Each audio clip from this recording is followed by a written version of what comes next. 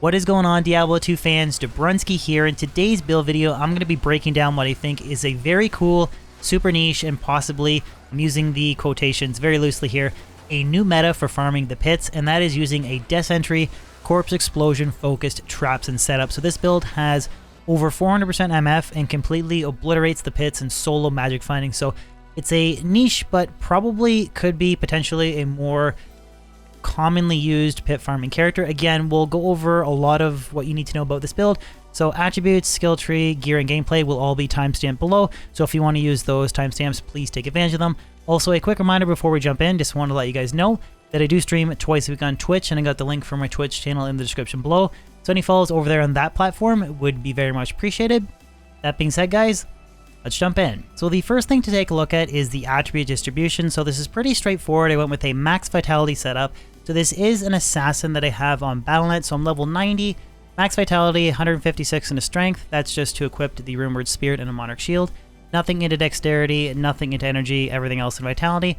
Now, one of the really cool things about an assassin in general is that every point you put into vitality gives you an insane amount of life in return. So this character at level 90 has 2,099 life prior to a Battle Urge buff up. So that's really kind of what you're expecting with an endgame sorceress setup using CTA, and the fact that this assassin has that prior to a Battle Urge buff is pretty crazy. The one thing that you guys will probably point out is that I don't have the best res split. So negative 29 for fire, 13 for cold, 6 for lightning, and 6 for poison. That's not the end of the world because I'm farming only in the pits and there's not really a lot of elemental damage there, so that's definitely something we can kind of like avoid.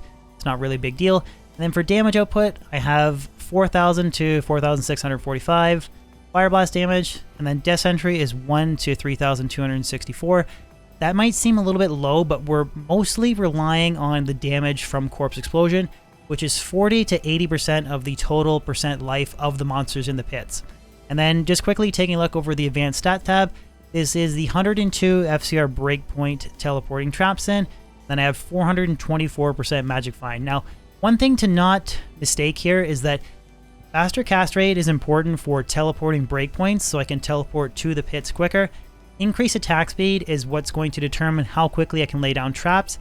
I get my increased attack speed from the skill Burst of Speed. So again, more on that when we cover the skills, but that's kind of the important distinguishing difference there, is that FCR is for teleporting, increased attack speed is for laying down your traps. Now, quickly taking a look at the skill tree, first we'll start off with the martial arts. I don't have a single point invested here, only focusing on traps and some of the shadow discipline skills, so very simple, don't invest a single point for the martial arts tree.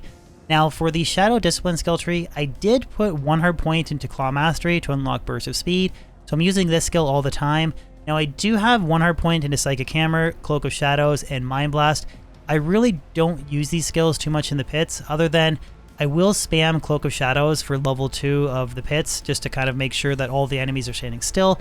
And you'll see more when we jump into the gameplay, but I really don't consistently use this skill. It's pretty much just teleport around and then drop death entry, so it's a very AFK kind of style gameplay, but it is super effective. But that basically wraps up the skill tree. Very straightforward.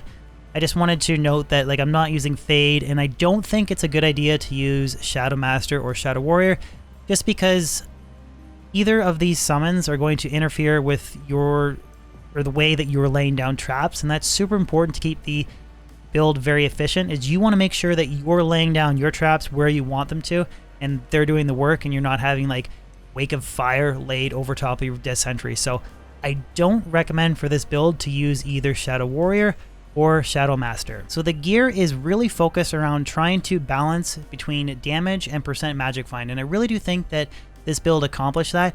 I could definitely drop a lot of the skillers for more percent MF, but I think it's good to kind of balance your damage and your total percent MF, and that's what I feel like I did with this setup. Starting off with the weapon, I have an Istrune and a Suicide Branch. This is a great weapon, 1 skills, life, all res, and then I get 30 MF from the Istrune. For the helmet, I have a Chammed Shako.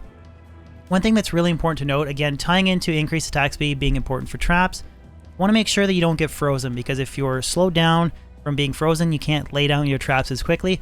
So it is super important to have a source of cannot be frozen, and I achieved that with this setup using a Chamrune. For the amulet, this is a 2 assassin skills, 8 FCR, 46 mana, 19% MF Caster Amulet, so again, stacking more percent Magic Find. Then I have a 35 FCR Spirit, 49 MF War Travelers, Enigma, so 90% MF from Enigma, two 30 MF Nagel Rings, Arachid's Mesh, and then a pair of 38% MF Chance cards. And then on the off end, I have a 663 CTA and then Spirit. And as far as the inventory goes, I have different assorted 7% MF Small Charms. I have all different trap skillers here, so some of them are plus life, some of them are 7 fast run walk. And then I do have the single best Geed's Grand Charm that I've ever found, a 158 gold find, 39 MF, reduced vendor prices by 12 Geed's Grand Charm. So again, trying to stack as much total percent MF as I could. I could really drop some skillers for some more MF Small Charms, but I think that 424% is a pretty good, like, overall MF to shoot for. You could try and go up to, like, I think you get 550-ish or so with all 7 MS Small Charms, but I don't think that you really need to go for that. Again, just let me know in the comment section below if you guys agree or disagree with that. And then as far as the mercenary gear goes, I have Fortitude, an F in Dariel's Visage with the 15 IS, 16 Fire Res Jewel, and then I have Infinity for that Conviction Aura to boost his overall damage output. I do also have an Ethereal Steel Skull in here somewhere. Right here. Oh, 30. I do have a better one somewhere else. I'm not sure, but I think I have a 47% MF Steel Skull, which I thought would maybe be a cool helmet to use to stack a little bit of additional percent MF. But that is the gear in its entirety. Again, let me know in the comment section below if you guys would tweak the gear at all. But now I'll demonstrate some pit runs and show you how effective this build actually is. So the gameplay is very straightforward. Again, we're only laying down Death Sentry and teleporting and then using Cloak of Shadows for the final level 2 of the pits. That's all that there really is to this build. It's a very AFK, easy to play build that I think has pretty solid clear speed. Again, a little bit below what I think you can achieve with a Poison Necro, but you do get some pretty cool AoE. So you basically just do what I just did there.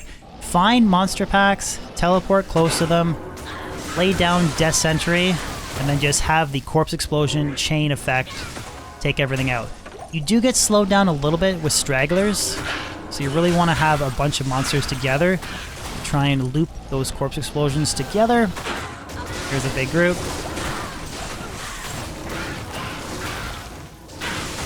Again, just trying to chain those Corpse Explosions together. All we're using is Death Sentry. You don't really need to use Fire Blast or Shockweb. All just relying on that skill to chain monster kills together. Like, you just imagine with like static maps, knowing where boss packs are, that you could get a lot more kills per second. I think there was a small charm there. Just a large charm. Unique Scutum. Actually, forget what that is off the top of my head.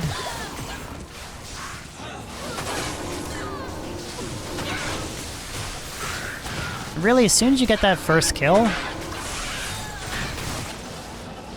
here's a big group there. Just like Corpse Explosion chain away.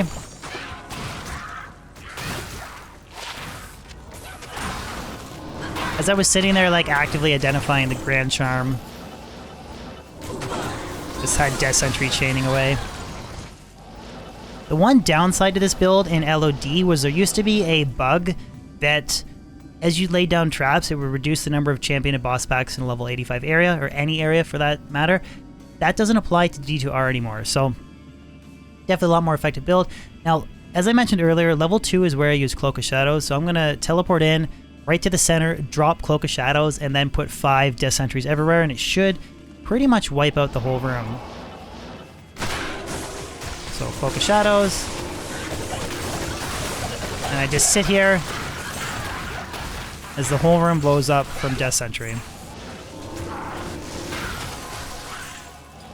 The only thing that would make this build a little bit more effective, I think, is if you could just get those Corpse Explosions from Death Sentry to activate a little bit quicker.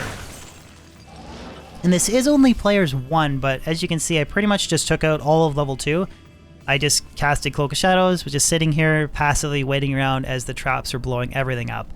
But that is basically the entirety of this build, guys. It's sort of a niche play on a regular Trapsin, focused on the pits only, but I do think it's a pretty cool and effective build. Again, let me know in the comment section below if you guys agree or disagree with the gear setup that I chose for this build. Again, any comments are welcome. I do always read them. Other than that, guys, if you could throw a like on this video, share it, and even consider subscribing if you're new to my channel. I post new weekly content on YouTube, and I do stream twice a week on Twitch. Any follows on Twitch or subs on YouTube would be amazing. Other than that, guys, hope you have a fan-freaking-tastic day, and I'll catch you on my next video or live stream. Peace out.